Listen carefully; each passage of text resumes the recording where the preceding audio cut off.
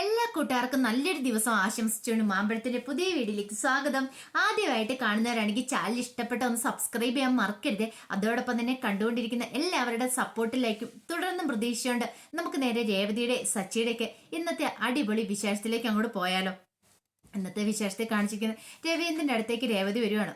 രേവതി വന്നിട്ട് അച്ഛന് കഴിക്കാനായിട്ട് ഫുഡ് എടുക്കട്ടെ എന്ന് ചോദിക്കണം. അപ്പൊ രവീന്ദ്രൻ പറഞ്ഞു ഇപ്പൊ വേണ്ട മോളെ എന്ന് പറയാണ്. അന്ന് ശരി അച്ഛാന്ന് പറഞ്ഞ രേവതി അങ്ങോട്ട് പോകാൻ തുടങ്ങിയപ്പോഴത്തേൻ രവീന്ദ്രൻ വിളിച്ചു. അവിടെ നിന്നേ മോളെ, എനിക്കൊരു കാര്യം പറയാണ്ടെന്ന് പറയാം. എന്താ അച്ഛാ? അല്ല, നീ സച്ചിയും കൂടെ കൂടിയിട്ട് സച്ചിയുടെ അച്ഛമ്മയുടെ വീട്ടിലേക്ക് പോകണം. കല്യാണം കഴിഞ്ഞിട്ട് ഇത്രയും ദിവസമല്ലേ, ഇതുവരെയായിട്ട് അങ്ങോട്ടൊന്നും പോയില്ലോ എന്ന് പറയണം. അല്ല അച്ഛാ, മോൾ ഇങ്ങോട്ട് കൂടുതലൊന്നും പറയണ്ട, എനിക്ക് മനസ്സിലായി എന്താന്നുള്ളത്. അച്ഛനറിയാലോ, ഞാനും അതേ കൂടെ പോയിട്ടുണ്ടെങ്കിൽ ഒട്ടും ഇഷ്ടമില്ലായിരിക്കും ഒരു പക്ഷെ എന്നെ കൂടെ കൊണ്ടുപോകാനായിട്ട്.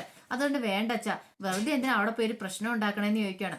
രവീന്ദ്രൻ പറഞ്ഞു അങ്ങനെയൊന്നും ഉണ്ടാവത്തില്ല, മോൾ ഉദ്ദേശിക്കുന്ന പോലെയല്ല. അവന്റെ അച്ഛമ്മയുടെ അടുത്ത് കഴിഞ്ഞ് ചെന്നിട്ടുണ്ടെങ്കിൽ അവൻ ഭയങ്കര സന്തോഷമായിരിക്കും. പിന്നെ അവന് മോൾ ഉദ്ദേശിക്കുന്ന പോലെ ആളെയല്ല പിന്നെ സച്ചി എന്ന് പറയാണ്. രേവതിയുടെ വിഷമം കണ്ടു കഴിഞ്ഞപ്പോ രവീന്ദ്രന് മനസ്സിലായി എന്തുകൊണ്ടാ പറയണേ. ഇവിടെ വെച്ചാണെങ്കിൽ രണ്ടുപേരും കീരിയും പാവം പോലെയല്ലേ. അപ്പൊ അതുകൊണ്ടായിരിക്കും രേവതി പോകണ്ടെന്ന് പറഞ്ഞ് അവസാനം രേവതിയോട് പറഞ്ഞു മോളതൊന്നും ഓർത്ത് വിഷമിക്കണ്ട കേട്ടോ, സച്ചി ഒരു വഴക്കും മോളോട് ഉണ്ടാക്കില്ല, ഞാൻ അതെല്ലാം പറഞ്ഞ് അവനെ മനസ്സിലാക്കിക്കൊള്ളാന്ന് പറയണം. രേവതി അകത്തേക്ക് പോയിക്കുമ്പോഴത്തേനും രവീന്ദ്രൻ കലാവതി മുത്തശ്ശിനെ ഫോൺ ചെയ്യുവാണ്. ഫോൺ ചെയ്യുമ്പോ ഫോൺ എടുത്തിട്ട് മുത്തശ്ശി ചോദിച്ചു എന്താടാ വല്ല ഓർമ്മയുണ്ടോന്ന് ചോദിക്കുകയാണ് എന്നെ. എന്താമ്മ അങ്ങനെ ചോദിച്ചേ? അല്ല, ഒരു വിളിയില്ല കാര്യങ്ങളും ഇല്ല, അമ്മയ്ക്ക് സുഖമാണോന്ന് ചോദിക്കണം. ഇപ്പോഴെങ്ങനെ സുഖവിവരം അന്വേഷിക്കാനായിട്ട് വിളിച്ചല്ലോ, നന്നായെന്ന് പറയാണ്. എടാ, എനിക്ക് വയസ്സും പ്രായമൊക്കെ ആയില്ലേ, ഇടയ്ക്കിടയ്ക്ക് എന്നെ വിളിക്കണ്ടേന്ന് ചോദിക്കണം. എൻ്റെ അമ്മയുടെ പറച്ചില കേട്ടാ തോന്നും ഞാൻ വിളിച്ചിട്ട് 10-20 വർഷമായെന്ന്. ഇന്നലെ വിളിച്ചിട്ടൊന്ന് വെച്ചല്ലേ ഉള്ളെന്ന് ചോദിക്കണം. അല്ല, എന്ത് പറ്റി പെട്ടെന്ന് നിങ്ങളെ വിളിക്കാൻ രാവിലെ തന്നെ? അതമ്മേ, ഞാനേ സച്ചിനെ രേവതിനെയും കൂടെ പറഞ്ഞു വിട്ടാലോന്ന് ആലോചിക്കുക. ഓ, നല്ല കാര്യം. ഞാൻ ഇതിനെക്കുറിച്ച് എന്നോടൊന്ന് ചോദിക്കാൻ വേണ്ടിയിട്ട് ഇരിക്കുവായിരുന്നു. ഇത്രയും ദിവസമായി കല്യാണം കഴിഞ്ഞിട്ട് ഇതുവരെ ആയിട്ടും അവരിങ്ങോട്ടൊന്ന് പറഞ്ഞു വിടാൻ തോന്നിയില്ലോ. എനിക്ക് അതിന്റെ സങ്കടവും ദേഷ്യമൊക്കെ ഉണ്ടായിരുന്നു പറയാം. അതല്ലമ്മേ, അവനും കൂടെ സമയം വെക്കണ്ടേ, അതുകൊണ്ടാന്ന് പറയണം. ശരി ശരി, പിന്നെ വേറൊരു പ്രശ്നം കൂടെ ഉണ്ട്, എന്താന്ന് ചോദിക്കുകയാണ്. അതിനുശേഷം ഇവിടെ ഉണ്ടായിരുന്ന ഓരോ സംഭവങ്ങളൊക്കെ പറയാ. സച്ചി രേവതിനെ കൂട്ടിക്കൊണ്ട് വൈകുന്നേരം ട്രീറ്റിന് പോയതും പിന്നെ അവിടെ വെച്ചുണ്ടായ സംഭവങ്ങളും അല്ലാതെ മാല പണയം വെച്ച കാര്യം പറഞ്ഞ് രേവതി സച്ചി വഴക്കുണ്ടാക്കിയതും എല്ലാ കാര്യങ്ങളും പറയണം. അവസാനം സച്ചി അടിക്കാൻ രേവതിനെ കൈ പൊക്കിയത് വരെ ആ കാര്യങ്ങൾ വരെ പറഞ്ഞു കൊടുക്കുകയാണ്. എല്ലാം കേട്ട് മുത്തശ്ശി പറഞ്ഞു നമ്മുടെ സച്ചിയാണ്ട എങ്ങനെയൊക്കെ ചെയ്യുന്നതെന്ന് ചോദിക്കുകയാണ്. അതമ്മേ, എന്ത് ചെയ്യാനാന്ന് പറയണം. അതൊന്നും നീ കാര്യക്കണ്ട, നീ അവനെ ഇങ്ങോട്ട് പറഞ്ഞു വിട്ടേരെ, അവനെ മയപ്പെടുത്തി അവളെ ഒന്നാക്കി വിടുന്ന കാര്യം ഈ മുത്തശ്ശിക്ക് വിട്ടു തന്നേരെന്ന് പറയണം. അമ്മയുടെ അടുത്തേക്ക് വന്നാ പിന്നെ എനിക്ക് പകുതി സമാധാനമായി എന്ന് പറയണം. ശരി ശരി, ഇങ്ങനെ സംസാരിച്ചുകൊണ്ടിരിക്കുന്ന സമയത്താണ് സച്ചി വരുന്നത്. സച്ചി വന്നിട്ട് ആരോടാ കത്തി വെച്ചുകൊണ്ടിരിക്കണമെന്ന് ചോദിക്കുകയാണ്. എടാ, നിന്റെ അച്ഛമ്മയാടാ. അച്ഛമ്മയാണോ? കൊള്ളാലോ, അച്ഛമ്മ എന്ത് പറയണമെന്ന് ചോദിക്കുകയാണ്. ഈ സമയത്ത് രവീന്ദ്രൻ പതുക്കെ ഫോണും കൂടെ മാറ്റി വെച്ചു. എന്നിട്ട് പറയണം നിന്നെ അച്ഛമ്മയുടെ അടുത്തേക്ക് വിടാനാണ് ഞാൻ ഉദ്ദേശിക്കുന്നത്. അച്ഛമ്മയുടെ അടുത്തേക്ക് കൊള്ളാം, നാളെ രാവിലെ തന്നെ ഞാൻ പൊക്കോളാന്ന് പറയാണ്. അല്ല, നീ മാത്രമല്ല പോകുന്നേ, നിങ്ങൾ രണ്ടുപേരും കൂടെ പോണേ. രണ്ടുപേരോ? അതാരാ? അച്ഛനും എൻ്റെ കൂടെ വരുന്നുണ്ടോ എന്ന് ചോദിക്കണം. എടാ, അച്ഛനല്ല, നിന്റെ ഭാര്യ രേവതി. അവളോ? പിന്നെ അവളെയും കൂടെ ഞാൻ പോകുന്നില്ലെന്ന് പറയണം. എടാ, അങ്ങനെ പറയരുത്, നിന്റെ ഭാര്യയല്ലേ, കല്യാണം കഴിഞ്ഞിട്ട് ഇത്ര ദിവസമല്ലേ ആയുള്ളൂ. അച്ഛമ്മ എടുത്ത് ചെല്ലുമ്പോഴത്തേനും അവളും കൂടെ വേണ്ടേന്ന് ചോദിക്കണം. അങ്ങനെ ഒരു കാര്യം ചെയ്യും, അച്ഛൻ അങ്ങോട്ട് പോക്കോ, ഞാൻ വരുന്നില്ലെന്ന് പറയണം. ആഹാ, എനിക്ക് പറയണ പിന്നെ നിന്നോട് പറയേണ്ട ആവശ്യമുണ്ടോ? മര്യാദയ്ക്ക് പൊക്കോണെന്ന് പറയാം. ഞാൻ പോകത്തില്ലെന്നും വാശി പിടിച്ച് സച്ചിരിക്കുകയാണ്. ഈ സമയത്ത് രവീന്ദ്രൻ ഫോണിൽ കൂടെ പറഞ്ഞു അമ്മ കേട്ടല്ലോ അവൻ പറഞ്ഞ കാര്യങ്ങൾ എന്താന്ന്. ഞാൻ പറഞ്ഞാൽ അവൻ അനുസരിക്കില്ല, ഇനി അമ്മ തന്നെ പറഞ്ഞു ഞാൻ അവന് ഫോൺ കൊടുക്കാന്ന് പറയണം. അങ്ങനെ രവീന്ദ്രന് ഫോൺ സച്ചിയുടെയിലേക്ക് കൊടുത്തു. സച്ചി ഹലോ അച്ഛമ്മ, പറഞ്ഞോളാൻ പറയണം. നിനക്കെന്താടാ എൻ്റെ അടുത്തേക്ക് വരാൻ ഇത്ര ബുദ്ധിമുട്ട്? അച്ഛമ്മ, എനിക്ക് വരാൻ ബുദ്ധിമുട്ടൊന്നുമില്ല. എടാ, എനിക്ക് രേവതി മോളെ കാണണമെന്ന് ആഗ്രഹമില്ലേ, അവളെ എൻ്റെ അടുത്ത് കൊണ്ട് നിർത്തണമെന്ന് ആഗ്രഹമില്ലേ, മര്യാദയ്ക്ക് അവളെ വിളിച്ചുകൊണ്ട് വന്നോണെന്ന് പറയണം. അതച്ഛമ്മേ, ഞാൻ കൂടുതലൊന്നും പറയണ്ട, പറയുന്ന അങ്ങോട്ട് അനുസരിച്ചാൽ മതി, കേട്ടല്ലോ. അതെ, 3-4 ദിവസം ഇവിടുന്ന് മാറി നിൽക്കാന്നൊക്കെ പറഞ്ഞാൽ അതൊക്കെ അച്ഛമ്മ ഓട്ടമുള്ള സമയമാന്ന് പറയണം. ഓട്ടം, നിന്റെ ഓട്ടമൊക്കെ നിർത്തിത്തരാം. 3-4 ദിവസമല്ല, വന്നു കഴിഞ്ഞാൽ ഒരാഴ്ച കഴിഞ്ഞിട്ടോ നിന്നെ വിടുന്നുള്ളെന്ന് പറയാം. ഒരാഴ്ച കഴിഞ്ഞിട്ടോ? പിന്നെ അതൊന്നും വേണ്ട, അന്ന് ശരിയാകത്തില്ല അച്ഛമ്മയെന്ന് പറയണം. നീ ആദ്യം ഇങ്ങോട്ട് വാ, എന്നിട്ട് തീരുമാനിക്കാം. അന്നൊരു കാര്യം ചെയ്യാം, 1 മാസം കഴിഞ്ഞിട്ട് വരാം, എന്നാൽ പിന്നെ ഒരാഴ്ചയൊക്കെ നിന്നിട്ട് വരാലോ. അപ്പൊ അത്യാവശ്യം സീസൺ ടൈം ഒക്കെ അങ്ങോട്ട് കഴിയുമെന്ന് പറയണം. 1 മാസം കഴിഞ്ഞിട്ട്? കൊള്ളാം, നല്ല കഥയെ. 1 മാസം പോയിട്ട് നാളെ നേരം വെളുത്തുമ്പോ ഇവിടെ ആളെത്തിയിരിക്കണം, അല്ല ഞാൻ അങ്ങോട്ടൊരു വരവ് വരും. എന്നെ നിനക്ക് ശരിക്കും അറിയാലോ എന്ന് പറയണം. സച്ചി തോറ്റു. ആകപ്പാടെ തോറ്റു നിൽക്കുന്ന ഒന്ന് അച്ഛന്റെ മുന്നിലും പിന്നെ ഒന്ന് കലാവതി മുത്തശ്ശിയുടെ മുന്നിലുമാണ്. ഇവർ രണ്ടുപേരും പറഞ്ഞു കഴിഞ്ഞിട്ടുണ്ട് പിന്നെ സച്ചിക്ക് വേറൊന്നും പറയാൻ പറ്റില്ല, നോ പറയാൻ പറ്റില്ല. അവസാനം സച്ചി ശരി ശരി എന്ന് പറയാണ്. ഈ ഫോൺ മേടിച്ചിട്ട് രവീന്ദ്രൻ കോള് കട്ട് ചെയ്യുക. പറഞ്ഞു താടിയുള്ളപ്പനെ പേടിയുണ്ടെന്ന് പറഞ്ഞ അവസ്ഥയാണല്ലോ. അപ്പൊ അമ്മ പറഞ്ഞാൽ നിനക്ക് അനുസരിക്കല്ലേ, ഞാൻ പറഞ്ഞാലേ നിനക്ക് അനുസരിക്കാൻ ബുദ്ധിമുട്ടുള്ള അല്ലേന്ന് ചോദിക്കണം. അല്ല അച്ഛ, പിന്നെ എനിക്ക് ഓട്ടം ഉള്ളതുകൊണ്ടല്ലേ, കൂടുതലൊന്നും പറയണ്ടെന്ന് പറഞ്ഞേ. ഈ സമയത്ത് രേവതി അങ്ങ് വന്നിട്ടുണ്ടായിരുന്നു. രേവതി പറഞ്ഞു ഇവര് പറഞ്ഞ കാര്യങ്ങളൊക്കെ കേട്ടു.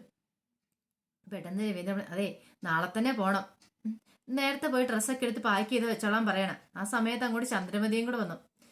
ചന്ദ്രമതിയെ കണ്ടു കഴിഞ്ഞപ്പോഴത്തേനും രവീന്ദ്രൻ നാളെ പിള്ളേര് പോവാട്ടോ, രാവിലെ തന്നെ അവര് പോകുമെന്ന് പറയാം. അതിനിപ്പം ഞാൻ എന്ത് ചെയ്യണ്ടേ? നീ ഒന്നും ചെയ്യണ്ട, നീ അറിയാൻ വേണ്ടി ഒന്നും പറയുന്നുള്ളൂ. അല്ല എന്നാ ഇനി ഫുഡ് എടുക്കട്ടെ അച്ഛാന്ന് ചോദിക്കണം. അപ്പൊ ചന്ദ്രമതി ഞാൻ എടുത്തു കൊടുത്തോളാം, നീ പോയി ഡ്രസ്സൊക്കെ എടുത്തു വെച്ചു, നാളെ കൊണ്ടുപോകണ്ടല്ലേ, രാവിലെ തന്നെ പോകണ്ടല്ലേ എന്ന് ചോദിക്കുകയാണ്. എന്തൊരു സ്നേഹം, ഞങ്ങളെ പറഞ്ഞു വിടുന്നൊരു സ്നേഹമാണല്ലോ ചന്ദ്രമതിയുടെ മുഖത്തൊന്ന് സച്ചി ചോദിക്കണം. എനിക്കെന്താ ഇപ്പൊ നിങ്ങൾ പോണേന് ഇപ്പൊ ഇത്ര സന്തോഷം? പിന്നെ എനിക്ക് എന്റെ അമ്മേനെ അറിയാൻ പാടില്ലേ? ഞാൻ ഇന്നും ഇന്നലെ കാണാൻ തുടങ്ങിയതല്ലല്ലോ, 2 ദിവസം ഞാൻ ഇവിടെ ഇല്ലാത്തതിന്റെ മനസ്സിലായെന്ന് പറയാണ്. ഒന്ന് മിണ്ടായിടാന്ന് പറയണം. വാ നമുക്ക് എല്ലാവർക്കും കൂടെ പോയി ഫുഡ് കഴിക്കാന്ന് പറഞ്ഞ് രവീന്ദ്രൻ സച്ചിനെ വിളിക്കുകയാണ്. പിന്നീട് കാണിക്കുന്ന ചന്ദ്രമതി നേരെ ബാമയുടെ അടുത്തേക്ക് എല്ലുവാണ്. ബാമയുടെ ബാമയോട് എനിക്ക് എന്ത് ചെയ്യണമെന്ന് അറിയത്തില്ല ബാമയെന്ന് പറയാം. എന്താ എന്ത് പറ്റി? അല്ല പൈസയുടെ കാര്യത്തിലെ ശ്രുതിക്ക് പൈസ കൊടുക്കാൻ ഏറ്റവും പോയി, ഇനിയിപ്പം ഞാൻ എവിടെ നിന്ന് ഉണ്ടാക്കി കൊടുക്കും? നീ അല്ലേ പറഞ്ഞ പൈസ കൊടുക്കാന്ന്. ഒരു കാര്യം ചെയ്യ, കല്യാണം നീട്ടി വെക്കാൻ പറയാണ്. 1 വർഷം 2 വർഷം കഴിയട്ടെ. അതല്ല ബാമേ, ശ്രുതിക്ക് ഒരു നല്ല കല്യാണാലോചന വരുമെന്ന് എനിക്ക് തോന്നുന്നില്ല. 2 വർഷം നീട്ടി വെച്ചിട്ടുണ്ടെങ്കിൽ അവൾക്ക് വേറെ ആലോചന ചിലപ്പം വന്നിട്ടുണ്ടെങ്കിൽ അവൾ ചിലപ്പം അതുമായിട്ട് മുന്നോട്ട് അങ്ങോട്ട് പോകും. പിന്നെ ശ്രുതിക്ക് പെണ്ണ് കിട്ടാതാവും. എത്രയും പെട്ടെന്ന് ഈ കല്യാണം നടത്തിയേ പറ്റൂ. എന്ത് റിസ്ക് എടുത്താലും കുഴപ്പമില്ല. അന്നൊരു കാര്യം ചെയ്യ, നീ പണത്തിനുള്ള ഏർപ്പാടും കൂടെ ഉണ്ടാക്കാൻ പറയാണ്. എവിടുന്ന് ഉണ്ടാക്കാനാ ചന്ദ്രേ? അല്ല നിന്റെ ഈ വല്ല സ്വർണ്ണോ ഡോക്യുമെന്റ്സ് അങ്ങനെ എന്തെങ്കിലും ഉണ്ടോ? അതെന്തെങ്കിലും ഉണ്ടായിരുന്നു പിന്നെ എനിക്ക് എളുപ്പമില്ലായിരുന്നോ? ഇനിയിപ്പം അവളോട് വാക്കും പറഞ്ഞു പോയി എന്ത് ചെയ്യാൻ? ഒരു കാര്യം ചെയ്യ, നീ അവളോട് വിളിച്ചു പറ പണം ഉണ്ടാകുമല്ലെന്ന് പറ. അങ്ങനെ പറയാൻ പറ്റില്ല, ഞാൻ വാക്ക് പറഞ്ഞല്ലേ. ആ കുട്ടി പ്രതീക്ഷയോട് കൂടിയിരിക്കും. അത് തന്നെയല്ല ശ്രുതിക്ക് ഇപ്പൊ ഒരു വിവാഹം മുടങ്ങിയിട്ടുണ്ടെങ്കിൽ ഇനിയിപ്പം കല്യാണമൊക്കെ നടക്കാനും ഭയങ്കര ബുദ്ധിമുട്ടാ. അതുകൊണ്ട് അത് വേണ്ട, എങ്ങനെയാലും പൈസ ഉണ്ടാക്കിയേ പറ്റുള്ളൂ എന്ന് പറയണം. ഒരു കാര്യം ചെയ്യ, നിന്റെ വീടിന്റെ ആധാരം ഇരിപ്പില്ലെന്ന് ചോദിക്കും. ആധാരം വെക്കാനോ? അതെ, അതല്ലാതെ വേറെ നിവൃത്തി ഞാൻ കാണുന്നില്ല. അത് ആധാരം വെക്കാന്ന് പറഞ്ഞാൽ അത് എന്റെ രവിയേടനും പേരില്ല. അതെങ്ങനെ പിന്നെ എനിക്ക് തന്നെ കൊണ്ടേ വെക്കാൻ പറ്റുമെന്ന് ചോദിക്കണം. അതൊന്നും ഓർത്ത് നീ വിഷമിക്കണ്ട, എനിക്ക് അറിയാവുന്നൊരു ഫൈനാൻസ് കമ്പനി ഉണ്ട്, ഞാൻ പരിചയപ്പെടുത്തി തരാം. നീ അവിടെ കൊണ്ടുപോയി വെച്ചാൽ മതി, പൈസയൊക്കെ അവര് തന്നോളൂ എന്ന് പറയാം. പക്ഷെ എന്നാലും ഇല്ല, കാര്യം നടക്കണമെങ്കിൽ ഇങ്ങനെയൊക്കെ ചെയ്യണമെന്ന് പറയാം. അവസാനം ചന്ദ്രമതി ആ തീരുമാനം തന്നെ എടുക്കുവാണ്. അതുകൊണ്ട് പണയം വെക്കാം, അതല്ലാതെ വേറെ നിവൃത്തിയില്ല. നീ പറഞ്ഞതന്നെ ബാമേ ശരി. ഇനി കുറച്ചാൾ കഴിയുമ്പോൾ ശ്രുതിക്ക് ജോലി കിട്ടും. ശ്രുതിയും അവളും കൂടെ കൂടിയിട്ട് ശ്രുതിയും കൂടെ കൂടി 2 പേരും കൂടെ പണം അടച്ച് തീർത്തോളൂ. പിന്നെ പേടിക്കണ്ടല്ലോ, ആധാരം തിരിച്ചെടുത്താൽ മതില്ലേ. ആരും അറിയാതെ അവിടെ കൊണ്ടുപോയി വെക്കുകയും ചെയ്യാന്ന് പറയണം. അപ്പൊ രവീന്ദ്രൻ അറിയാതെ അതെടുക്കാനായിരുന്നു ചന്ദ്രമതിയുടെ പ്ലാന്. പിന്നീട് കാണിക്കുന്ന തന്റെ ഫ്രണ്ട്സിന്റെ അടുത്തേക്ക് സച്ചി എല്ലുവാണ്. സച്ചി എന്നിട്ട് പറഞ്ഞു, എടാ 3-4 ദിവസം ഞാനിവിടെ കാണത്തില്ല എന്ന് പറയണം. എടാ നീ എന്തിനാ ഇത്ര ടെൻഷൻ അടിക്കുന്നത്? അതല്ലടാ ലെവളുമായിട്ട് പോണല്ലോ എന്ന് ഓർത്തിട്ട്. ലെവളോ? അതാരടാ? എടാ എന്റെ ഭാര്യ രേവതി ഉണ്ടല്ലോ. എടാ ഭാര്യനെ ഇങ്ങനെയൊക്കെ ലെവളെന്നൊക്കെയാണ് പറയണേ. പിന്നെ അവളെ എന്തെന്ന് പറയണം? അവളുടെ മുഖം ഓർക്കുമ്പോൾ തന്നെ എനിക്ക് ദേഷ്യം വരുന്നേ. പിന്നെ അല്ല അവളെ എന്ന് വെച്ചാൽ ഞാൻ അങ്ങോട്ട് പുന്നിരിക്കാം, ചക്കര തേനെ പാലെന്നൊക്കെ അങ്ങോട്ട് വിളിക്കാം. എടാ ഇതൊക്കെ ഇപ്പൊ നീ പറയും, പിന്നെ ഇതിങ്ങനെ കേട്ടാ മതി എന്ന് പറയാണ്. ഇതെല്ലാം മാറിയിട്ട് നീ നല്ലൊരു കുടുംബജീവിതം നയിക്കുമെന്ന് എനിക്ക് ഉറപ്പുണ്ടെന്ന് കൂട്ടുകാരനിൽ ഒരുത്തൻ പറയാണ്. പിന്നീട് തന്റെ കൂട്ടുകാരനായ മഹേഷിന്റെ അടുത്തേക്ക് വണ്ടിയുടെ കീ കൊടുത്തിട്ട് എടാ അല്ല കീ കൊടുത്തില്ല, നീ വീട്ടിൽ വന്നിട്ട് വണ്ടി എടുക്കണം കേട്ടോ എന്ന് പറയണം. അതെന്താ? അല്ല ഞാൻ 3-4 ദിവസം കഴിഞ്ഞിട്ടല്ലേ വരുള്ളൂ, നിന്റെ വണ്ടി വർക്ക്ഷോപ്പിലല്ലേ, ആ ദിവസങ്ങൾ നിനക്ക് ഓടാൻ മേലേന്ന് ചോദിക്കുകയാണ്. വീട് പട്ടിണിക്ക് ആക്കണ്ടെന്ന് പറയാം.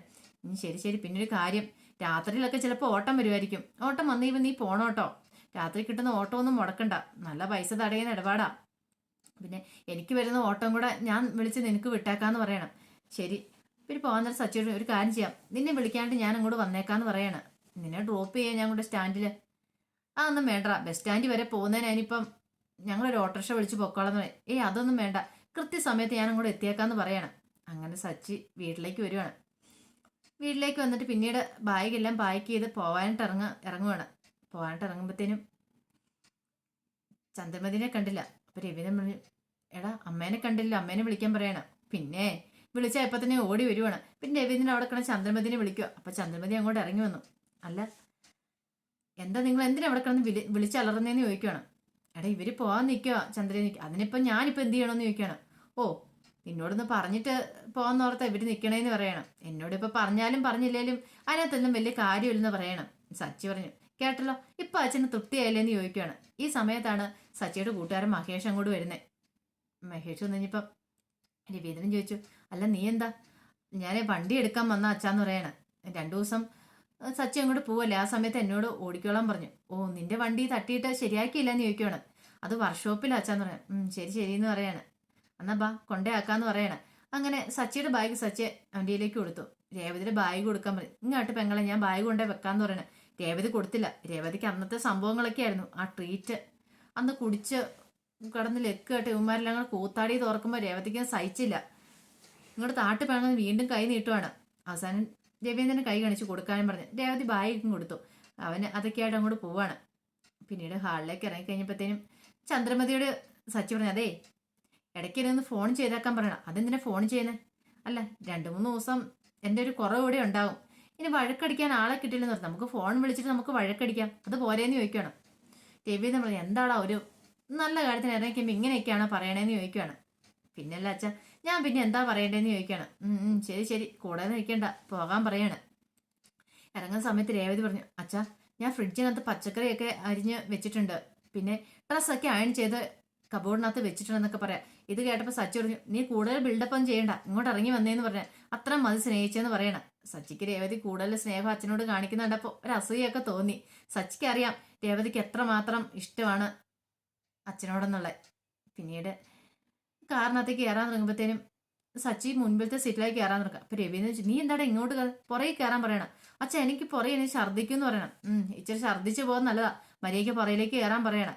അങ്ങനെ സച്ചിയും കൂടെ പുറയിലേക്ക് കയറി രേവതിയുടെ അടുത്തിരിക്കുകയാണ്. അങ്ങനെ അവരങ്ങോട്ട് യാത്രയാവുകയാണ്. അപ്പൊ ഇത് കണ്ടിട്ട് ഇങ്ങനെ കണ്ണ് നിറഞ്ഞ് രവീന്ദ്രൻ നിൽക്കുകയാണ്. അതിന്റെ വിശേഷങ്ങളൊക്കെ ഒന്ന് കണ്ടേ. ഇതിന്റെ ബാക്കി വിശേഷങ്ങളുമായിട്ട് വൈകുന്നേരത്തെ പ്രമോയി ഞാൻ വരാട്ടോ. ഒരിക്കൽ കൂടി എല്ലാവർക്കും നല്ലൊരു ദിവസം ആശംസിച്ചുകൊണ്ട് നിർത്തുന്നു. നന്ദി.